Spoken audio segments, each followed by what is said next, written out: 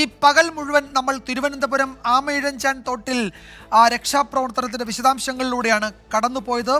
ഒഴുക്കിൽപ്പെട്ട് കാണാതായ ശുചീകരണ തൊഴിലാളിക്കായി രാത്രിയിലും ഊർജിത തെരച്ചിൽ തുടരുകയാണ്. ഓവുചാലിൽ പരിശോധനയ്ക്ക് റോബോട്ടിക് സാങ്കേതിക വിദ്യ രക്ഷാപ്രവർത്തകർ ഇപ്പോൾ ഉപയോഗിക്കുകയാണ്. മാൻഹോൾ പരിശോധനയ്ക്ക് തിരുവനന്തപുരം ടെക്നോ പാർക്കിലെ ജെൻ റോബോട്ടിക്സ് കമ്പനിയുടെ യന്ത്രമനുഷ്യനെ എത്തിച്ചിട്ടുണ്ട്. മാരായമുട്ടം സ്വദേശി ജോയിയെ കാണാതായിട്ട് 10 മണിക്കൂർ പിന്നിടുകയാണ്. തത്സമയ വിവരങ്ങൾ അലക്സ് മുഹമ്മദും ഹരികൃഷ്ണനും നൽകും തിരുവനന്തപുരത്ത് നിന്ന്. അലക്സ്, ഈ അവിടെ റോബോട്ടിക് സാങ്കേതിക വിദ്യ ഉപയോഗിച്ചുള്ള പരിശോധനയ്ക്കൊരുങ്ങുന്നു എന്നതാണ് അല്പസമയം മുമ്പ് നമ്മൾ അറിഞ്ഞത്. അത് തുടങ്ങിയിട്ടുണ്ടോ? എത്രത്തോളം പ്രതീക്ഷാഭരിതമാണ് ഈ മണിക്കൂറിലെ പരിശോധന, അലക്സ്? വിജയകുമാർ സൂചിപ്പിച്ചതുപോലെ മാരായമുട്ടം വടകര സ്വദേശി ജോയിയെ ഈ ഓവുചാലിൽ കാണാതായിട്ട് 10 മണിക്കൂർ പിന്നിടുന്നു. 10 മണിക്കൂറായി അദ്ദേഹത്തിനായുള്ള തിരച്ചിൽ ഊർജിതമാണ്. നമ്മൾ അല്പം മുമ്പ് വ്യക്തമാക്കിയിരുന്നു, 24 തന്നെ ആ വാർത്ത ആദ്യം പുറത്തുവിട്ടിരുന്നു. അതായത് ഇതിനുവേണ്ടി, ഈ തിരച്ചിലിന് വേണ്ടി, ഒപ്പം ഈ മാലിന്യം നീക്കം ചെയ്യുന്നതിന് വേണ്ടി, സർവൈലൻസിന് വേണ്ടി, അതായത് ക്യാമറ നിരീക്ഷണത്തിന് വേണ്ടി റോബോട്ടിക് സാങ്കേതിക വിദ്യ ഉപയോഗിക്കുന്ന വിവരം നമ്മളാണ് പുറത്തുവിട്ടത്. അതിനെ തുടർന്ന് ഈ ടെക്നോ പാർക്കിലെ തന്നെ സ്റ്റാർട്ടപ്പായ ജെൻ റോബോട്ടിക്സ് അവരുടെ സംഘവുമായി കോർപ്പറേഷൻ അധികാരികളും അതുപോലെ ജില്ലാ ഭരണകൂടവും സംസാരിച്ചു. അവരുടെ ഈ മെഷീനുകൾ ഇവിടെ എത്തിച്ചിട്ടുണ്ടെന്നുള്ളതാണ് ഏറ്റവും പ്രധാനപ്പെട്ട കാര്യം. നമ്മുടെ ദൃശ്യങ്ങളിലുള്ളത് ഈ പ്രധാനപ്പെട്ട അദ്ദേഹം ഈ ജോയി ഈ ആമയിഴഞ്ചാൻ തോടിനുള്ളിലേക്ക് കടന്ന് അത് കഴിഞ്ഞ് ഏതാണ്ട് മീറ്ററുകൾ മുന്നോട്ട് വരുമ്പോഴാണ് ഈ മൂന്നാമത്തെ ട്രാക്കിൽ ഈ മാൻഹോൾ ഉള്ളത്. ആ മാൻഹോളിൽ നേരത്തെ തന്നെ സ്കൂബ സംഘവും അതുപോലെ ഫയർഫോഴ്സിൻ്റെ സംഘവും ഒക്കെ പരിശോധന നടത്തി വിഫലമായി തിരിച്ചു പോയതാണ്. കാരണം ഈ മാൻഹോളിൽ നിറയെ മാലിന്യം നിറഞ്ഞിരിക്കുകയാണ്. ഇതിനകത്തേക്ക് ഇറങ്ങാൻ പറ്റാത്ത സാഹചര്യം ഇവിടെയുണ്ട്. 2-3 വട്ടം അവർ ഇവിടെ വന്ന് പരിശോധന നടത്തി. ഇതിനുള്ളിലേക്ക് ഇറങ്ങാൻ ഏതെങ്കിലും വിധത്തിൽ സാധിക്കുമോ എന്ന പരിശോധന നടത്തി. അതുമാത്രമല്ല, പ്രധാനപ്പെട്ട ആമയിഴഞ്ചാൻ തോടിലേക്ക് ഈ ജോയി ഇറങ്ങിയ പ്രദേശത്ത് നിന്ന് ഏതാണ്ട് 40 മീറ്ററോളം ഈ പരിശോധനാ സംഘം അകത്തേക്ക് എത്തി പരിശോധന നടത്തി. എന്നിട്ട് പോലും അദ്ദേഹത്തെ കണ്ടെത്താൻ സാധിച്ചില്ല എന്നുള്ളതാണ് ദുഃഖകരമായ കാര്യം. അതിനെ തുടർന്നാണ് ഈ റോബോട്ടിക് സാങ്കേതിക വിദ്യ ഇവിടെ എത്തിച്ചിട്ടുള്ളത്. ഈ മെഷീൻ ഇപ്പോൾ ഈ മാൻഹോളിന് പുറത്ത് ഘടിപ്പിച്ചിട്ടുണ്ട്. അതിൻ്റെ സാങ്കേതിക വിദ്യ ഉപയോഗിക്കുന്ന പ്രവർത്തകരുണ്ട്. ഒപ്പം നഗരസഭയിലെ ശുചീകരണ തൊഴിലാളികളുണ്ട്. ആ ജീവനക്കാരെല്ലാം ഇവിടെ അണിനിരന്നിട്ടുണ്ട്. അതുപോലെ തന്നെ ഡിവൈഎഫ് അടക്കമുള്ള സന്നദ്ധ സംഘടനാ പ്രവർത്തകരുണ്ട്. ഇതിൽ നിന്ന് ഇപ്പോൾ ഇവിടെ നടക്കുന്ന പ്രവൃത്തി, ഈ മെഷീൻ ഉപയോഗിച്ച് ഈ മാൻഹോളിനുള്ളിൽ നിന്ന് ഈ തങ്ങി നിൽക്കുന്ന മാലിന്യം അത് പുറത്തേക്ക് എത്തിക്കുന്ന നടപടികളാണ് ഇപ്പോൾ നടക്കുന്നത്. നമ്മൾ ഈ ഇതുമായി ബന്ധപ്പെട്ട ഈ പ്രവർത്തനം തുടങ്ങിയിട്ടുണ്ടോ? അത് മാൻഹോളിലേക്ക് പോയി അതിന്റെ പ്രവർത്തനം തുടങ്ങിയിട്ടുണ്ടോ, അലക്സ്?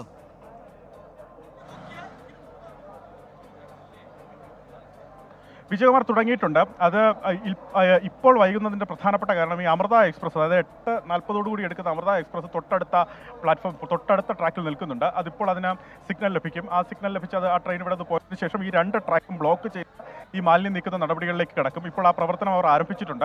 ആ മാലിന്യം അവർക്ക് ചെറിയ ഈ ഹാൻഡ് പോലുള്ള, അതായത് JCBയുടെ ഒക്കെ ഹാൻഡ് പോലുള്ള ചെറിയ ഹാൻഡ് ആ മെഷീനിലുണ്ട്. ആ മെഷീൻ അത് താഴേക്ക് ഇറങ്ങി ആ മാൻഹോളിനുള്ളിലേക്ക് ഇറങ്ങി ആ മാലിന്യം അതിൽ നിന്ന് കോരി കരയിലേക്ക് എത്തിക്കുന്ന നടപടിയാണ് നടക്കുന്നത്. അവിടെ നിന്ന് അത് നഗരസഭയിലെ ശുചീകരണ പ്രവർത്തകർ അതവിടെ നിന്ന് നീക്കം ചെയ്യും. ആ നടപടികൾ ആരംഭിച്ചിരിക്കുന്നു. അതിനെ വേഗം കൈവരണമെങ്കിൽ ഈ ട്രെയിൻ, അതായത് ഈ അമൃത എക്സ്പ്രസ് ഈ 4ാമത്തെ ട്രാക്ക് വിടണം. ആ നടപടികളിലേക്ക് കടന്നിട്ടുണ്ടെന്നുള്ളതിന് ഏറ്റവും പ്രധാനപ്പെട്ട കാര്യം. അവരൊരു പ്രതീക്ഷ വയ്ക്കുന്നത്, നേരത്തെ ഈ മാൻഹോളിനുള്ളിലേക്ക് ഒരു ഇരുമ്പ് ഗ്രില്ല് അവർ ഇറക്കി വെച്ചിരുന്നു. അതായത് ഈ ജോയിയെ കാണാതെ ഏതാണ്ട് 1/2 മണിക്കൂർ പിന്നിട്ടപ്പോൾ തന്നെ ഈ ഒഴുക്ക് ഈ ഭാഗത്തു കൂടെയാണ്, അതായത് ആ ഭാഗത്ത് നിന്ന് ആമയിഴഞ്ചാൻ തോട് ഇപ്പോൾ ഈ ട്രെയിന് പോകുന്നതിനുള്ള സിഗ്നൽ ലഭിച്ചാണ് മനസ്സിലാക്കുന്നത്.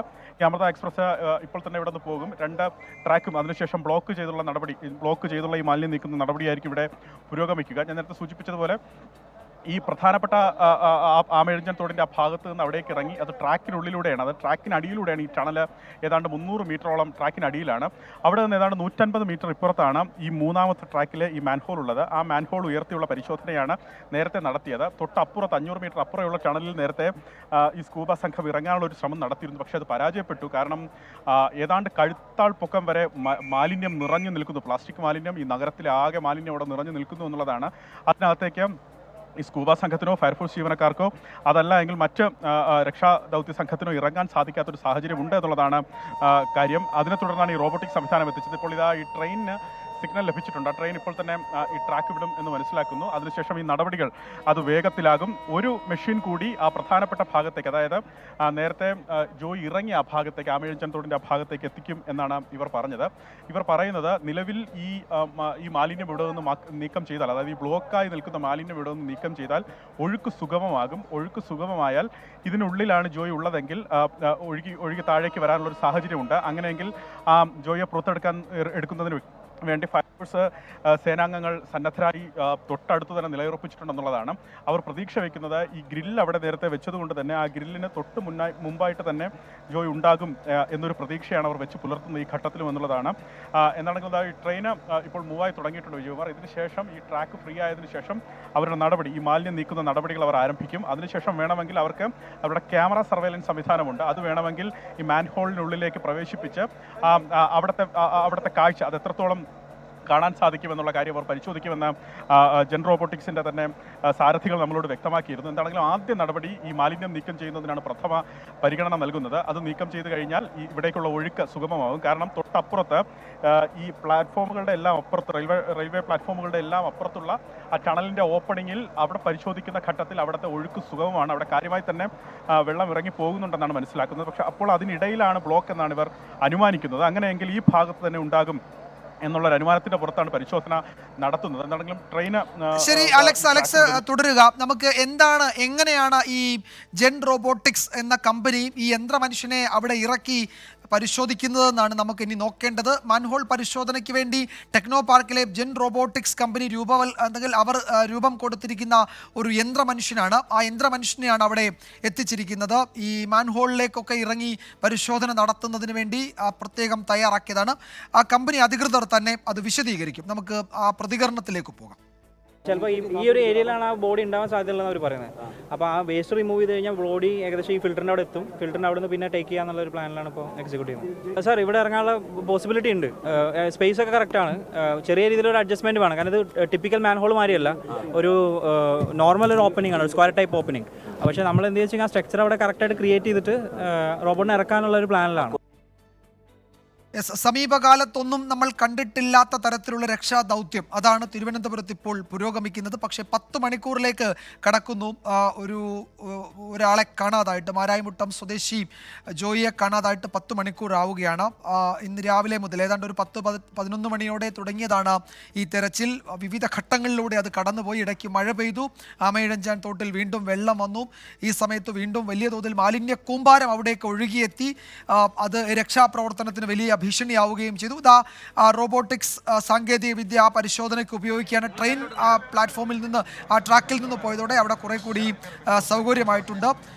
ആ ദൃശ്യങ്ങൾ, തത്സമയ ദൃശ്യങ്ങളാണ് നമ്മൾ കാണുന്നത്. തിരുവനന്തപുരം റെയിൽവേ സ്റ്റേഷനിൽ, സെൻട്രൽ റെയിൽവേ സ്റ്റേഷനിൽ നിന്നുള്ള തത്സമയ ദൃശ്യങ്ങളാണ്. മാൻഹോളിലേക്ക് യന്ത്രമനുഷ്യൻ ഇറങ്ങി പരിശോധന നടത്തുകയും അതിൻ്റെ ദൃശ്യങ്ങൾ ഇപ്പുറത്ത് നമുക്കത് കാണുകയും ചെയ്യാം, വിലയിരുത്തുകയും ചെയ്യും. അങ്ങനെ ഈ മാലിന്യം അതിൽ നിന്ന് നീക്കുന്നതോടെ അതിലൂടെ ഒഴുക്ക് സുഗമമാവുകയും അവിടെ എവിടെയെങ്കിലും ജോയി ഉണ്ടെങ്കിൽ ആ ഘട്ടത്തിൽ പുറത്തേക്കെടുക്കുകയും ചെയ്യാം എന്നതാണ് ഈ പരിശോധകർ, രക്ഷാ ദൗത്യ സംഘം പ്രതീക്ഷിക്കുന്നത്. അലക്സിലേക്ക് പോകുന്നു ഒരിക്കൽ കൂടി. അലക്സ്, ഇപ്പോൾ ട്രെയിൻ അവിടെ നിന്ന് മൂവ് ചെയ്തതോടുകൂടി ആ പരിശോധന ഊർജിതമാകുന്നുണ്ടല്ലേ? വിജയകുമാർ, തീർച്ചയായും ആ പരിശോധന ഊർജിതമാകുന്നു. വിജയകുമാർ, അതിനു മുമ്പ് ഇവരുടെ ഈ സംവിധാനം, അതായത് ഈ ജെൻ റോബോട്ടിക്സിൻ്റെ ഈ സംവിധാനം നമ്മൾ നേരത്തെ തന്നെ ഇതിനെ സംബന്ധിച്ച് പറഞ്ഞിട്ടുണ്ട്. നമ്മൾ ഒരു 3 വർഷം മുമ്പ് തന്നെ ഇവരുടെ ഈ സംവിധാനത്തെ സംബന്ധിച്ച് പറഞ്ഞിട്ടുണ്ട്. ഇവർ പ്രധാനമായി ഈ മാൻഹോളിൽ, അതായത് സെപ്റ്റിക് ടാങ്കുകളിൽ ഇറങ്ങി ആ സെപ്റ്റിക് വേസ്റ്റ് ക്ലീൻ ചെയ്യുന്നതിന് വേണ്ടി രൂപകൽപ്പന ചെയ്തതാണ് ഈ സ്റ്റാർട്ടപ്പ് കമ്പനിയായ ഈ ജെൻ റോബോട്ടിക്സ് ഈ മെഷീനെ.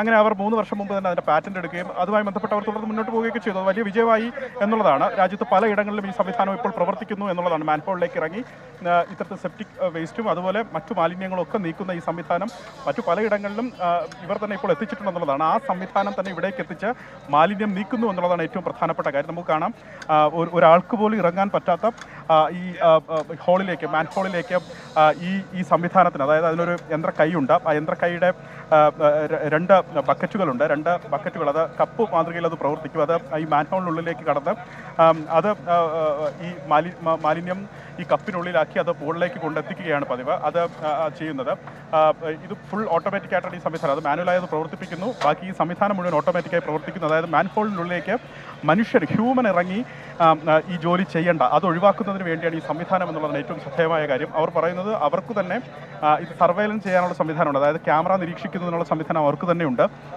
ഇതിനകത്ത് നിന്ന് ഈ മാലിന്യം നീക്കം ചെയ്ത് ഈ ഒഴുക്ക് സുഗമമാക്കിയിട്ടും ഈ ജോയിയെ കണ്ടെത്താൻ സാധിച്ചില്ല എങ്കിൽ അവരുടെ ക്യാമറ സംവിധാനം ഇതിനകത്തേക്ക് ഇറങ്ങി മറ്റു തുടർ നടപടികൾ എങ്ങനെ വേണമെന്നുള്ള കാര്യം അവർ അനലൈസ് ചെയ്യുമെന്നാണ് അതിൻ്റെ തന്നെ സാരഥികൾ വ്യക്തമാക്കിയത്. എന്നാൽ അവരുടെ ഒരു ടീമുണ്ട്. അതുപോലെ ഈ യന്ത്രക്കൈ കോരി എടുത്തുകൊണ്ട് വരുന്ന മാലിന്യം ഇവിടെ നിന്ന് നീക്കം ചെയ്യുന്നതിന് വേണ്ടി നഗരസഭയിലെ ശുചീകരണ പ്രവർത്തകർ അവർ വലിയ തോതിൽ അണിനിരന്നിട്ടുണ്ട്. ഒരു വശത്ത് അവർ വലിയ തോതിൽ തന്നെ അണിനിരന്നിട്ടുണ്ട്. അതുപോലെ DYFI അടക്കമുള്ള സന്നദ്ധ സംഘടനാ പ്രവർത്തകർ അവരുണ്ട്. അത്തരത്തിൽ ഈ രക്ഷാപ്രവർത്തനം ഊർജിതമായി തന്നെ ഈ രാത്രിയും നടക്കും എന്നുള്ളതാണ് ഏറ്റവും പ്രധാനപ്പെട്ട കാര്യം. ജോയിക്ക് വേണ്ടിയുള്ള രക്ഷാപ്രവർത്തനം 10 മണിക്കൂർ പിന്നിടുന്നു. അത് ഇന്ന് രാത്രിയും തുടരും. പക്ഷേ സ്കൂബ സംഘം അകത്തേക്ക് ഈ രാത്രിയിൽ പ്രവേശിക്കാൻ സാധ്യതയില്ല എന്നുള്ളതാണ്. തെരച്ചിലിനായി സ്കൂബ സംഘം ഈ ആമയിഴഞ്ചാൻ തോട്ടിനുള്ളിലേക്ക് പ്രവേശിക്കാൻ സാധ്യതയില്ല എന്നുള്ളതാണ് ഏറ്റവും പ്രധാനപ്പെട്ട കാര്യം. കാരണം ഇരുട്ടാണ്, ഇതിനുള്ളിലേക്ക് പ്രവേശിക്കാൻ സാധിക്കില്ല. നേരത്തെ തന്നെ ഈ പ്രധാനപ്പെട്ട ആമയിഴഞ്ചാൻ തോടിൻ്റെ ഈ ജോയി അകത്തേക്ക് ഇറങ്ങിയ പ്രദേശത്തു കൂടി ആദ്യം 30 മീറ്ററും അതിനുശേഷം വീണ്ടും ഒരു 10 മീറ്റർ കൂടി ഉദ്യോഗസ്ഥർ ഈ സ്കൂബ സംഘം അകത്തേക്ക് കടന്നു നോക്കി. പക്ഷേ കണ്ടെത്താൻ അവർക്ക് സാധിച്ചില്ല. അവർക്ക് പിന്നീട് മുന്നോട്ട് പോകാൻ സാധിക്കാത്ത സാഹചര്യം അവിടെയുണ്ട്. കാരണം കഴുത്തറ്റം ഈ മാലിന്യം നിറഞ്ഞു നിൽക്കുന്നു അവിടെ എന്നുള്ളതാണ്. വിജയകുമാർ പറയേണ്ട കാര്യമില്ല. ഈ തിരുവനന്തപുരം നഗരത്തിലെ ആകെ മൊത്തമുള്ള മാലിന്യം അത് വേസ്റ്റ്, അത് ഏതൊക്കെ തരത്തിലുള്ള വേസ്റ്റ് ആയിരിക്കുമെന്ന് നമുക്ക് ചിന്തിക്കുക പോലും വയ്യ. അത്ര കണ്ട മലിനമാണ് ഈ ആമയിഴഞ്ചാൻ തോട്. ആ ആമയിഴഞ്ചാൻ തോട്ടിൽ പ്രധാനമായി ഈ റെയിൽവേ ട്രാക്കിന് അടിയിലൂടെയുള്ള ടണൽ, അതിനെ സംബന്ധിച്ച് സാധാരണഗതിയിലൊന്നും ഈ ടണൽ വൃത്തിയാക്കുന്നത് ശുചീകരിക്കുന്നത് പതിവല്ല എന്നുള്ളതാണ് വിമർശനങ്ങൾക്ക് തന്നെ വിധേയമായ കാര്യം. അത്യാവശ്യം അവിടെ നിന്ന് പുറമേയുള്ള ചവറും മറ്റുമൊക്കെ നീക്കം ചെയ്യുന്നതല്ലാതെ ഈ ടണലിൽ കെട്ടി നിൽക്കുന്ന മാലിന്യം, അത് പ്ലാസ്റ്റിക് മാലിന്യമാകട്ടെ അല്ലെങ്കിൽ മറ്റെന്തെങ്കിലും മാലിന്യമാകട്ടെ, അത് നീക്കം ചെയ്യുന്ന നടപടി സാധാരണ ഉണ്ടാകില്ല എന്നാണ് സാധാരണ ഉയരുന്ന വിമർശനം. അതുകൊണ്ടാണ് ഈ ടണലിനടിയിൽ ഇത്ര കണ്ട് ഇത് ബ്ലോക്ക് ആയിട്ടുള്ളത്. ഈ വെള്ളം ഇവിടെ നിന്ന് ഒഴുകിപ്പോകാൻ പറ്റാത്ത ഒരു സാഹചര്യമുള്ളത് അതുകൊണ്ടാണ് എന്നുള്ളതാണ് വിശദീകരിക്കുന്നത്. നേരത്തെ തന്നെ ഇതുമായി ബന്ധപ്പെട്ട റെയിൽവേയും അതുപോലെ നഗരസഭയും പരസ്പരം പഴിചാരുന്ന സാഹചര്യം നമ്മൾ കണ്ടതാണ്. നഗരസഭ പറയുന്നത് ഇത് റെയിൽവേയുടെ ഭൂമിയാണ്,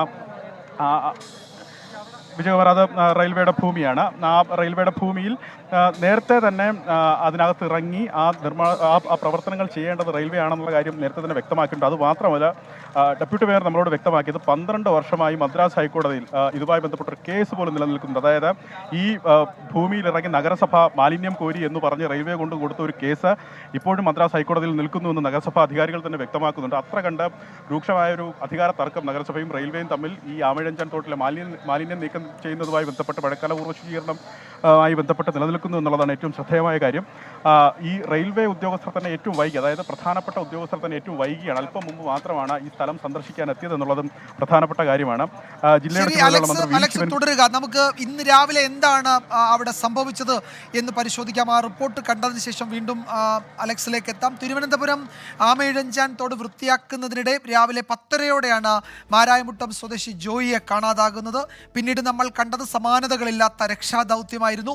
എന്നാൽ കനത്ത മഴയിൽ ഒഴുകി വന്ന മാലിന്യ കൂമ്പാരം എല്ലാ കണക്കുകൂട്ടലുകളും തെറ്റിച്ചു. തിരുവനന്തപുരം റെയിൽവേ സ്റ്റേഷന് മുന്നിൽ ആമയിഴഞ്ചാൻ തോട് വൃത്തിയാക്കാൻ തൊഴിലാളികൾ ഇറങ്ങിയത് രാവിലെ 10 മണിയോടെ. ശക്തമായ മഴയെ തുടർന്നുണ്ടായ ഒഴുക്കിൽ മാരായമുട്ടം സ്വദേശി ജോയി അകപ്പെട്ടു. രക്ഷാപ്രവർത്തനത്തിനെത്തിയ ഫയർഫോഴ്സ് സംഘത്തിന് വെല്ലുവിളിയായി തോട്ടിലെ മാലിന്യ കൂമ്പാരം. മണിക്കൂറുകളുടെ പരിശ്രമത്തിനൊടുവിൽ ടണലിനോട് ചേർന്നുള്ള മാലിന്യം നീക്കി സ്കൂബ ടീം ടണലിനുള്ളിലേക്ക്.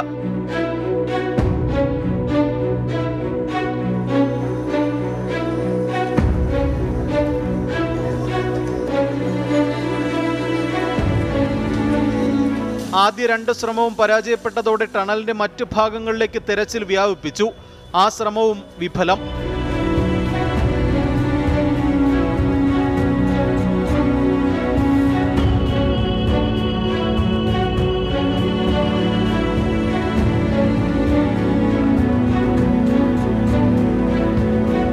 ടണലിനുള്ളിലെ മാലിന്യത്തിനിടയിലൂടെ സ്കൂബ സംഘത്തിന് പോകാനായത് 50 മീറ്റർ ദൂരം മാത്രം.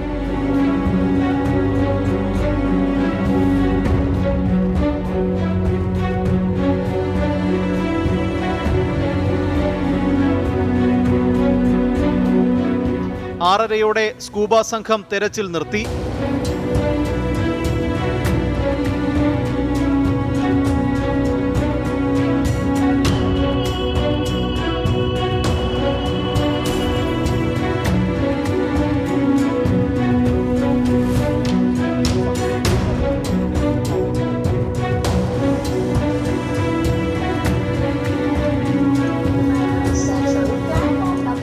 കോർപ്പറേഷൻ ജീവനക്കാരുടെ നേതൃത്വത്തിൽ മാലിന്യം നീക്കുന്നത് തുടരുകയാണ്. കാണാതായ ജോയിക്ക് അടച്ചുറപ്പുള്ള ഒരു വീട് പോലുമില്ലെന്നാണ് നാട്ടുകാരുടെയും ബന്ധുക്കളുടെയും പ്രതികരണം. ഈ വീട്ടിലാണ് ജോയിയും ജോയിയുടെ അമ്മയും താമസിക്കുന്നത്. വെറും 2 മുറികൾ മാത്രമുള്ള ഒരു വീടാണ്. ഈ വീട്ടിൽ സെപ്പറേറ്റ് ഒരു അടുക്കള പോലുമില്ല, അടച്ചുറപ്പുള്ള ഒരു ബാത്റൂമില്ല. ഈ വീട്ടിൽ നിന്നാണ് ഇന്ന് രാവിലെ 4:30 മണിക്ക് ജോലിക്കായിട്ട് തിരുവനന്തപുരത്ത് പോയി. കഴിഞ്ഞ 3 ദിവസമായാണ് ഈ കോൺട്രാക്ടിൻ്റെ കൂടെ ജോയി പണിക്ക് പോകുന്നത്. പണികളില്ലാതെ നിൽക്കുമ്പോൾ പോലും ഇവിടെ ആക്രി പറക്കുകയാണ് ജോയി. അമ്മയ്ക്കും ജോയിക്കും വേണ്ടിയുള്ള ആഹാരത്തിന് വേണ്ടി ആക്രി പറക്കുകയാണ് ജോയി ജീവിക്കുന്നത്. ടണലിനുള്ളിൽ റോബോട്ടിക് സാങ്കേതിക വിദ്യ ഉപയോഗിച്ചുള്ള തിരച്ചിലിനായി ജെൻ റോബോട്ടിക് വിഭാഗവും അപകട സ്ഥലത്ത് ക്യാമ്പ് ചെയ്യുന്നുണ്ട്. 24 തിരുവനന്തപുരം.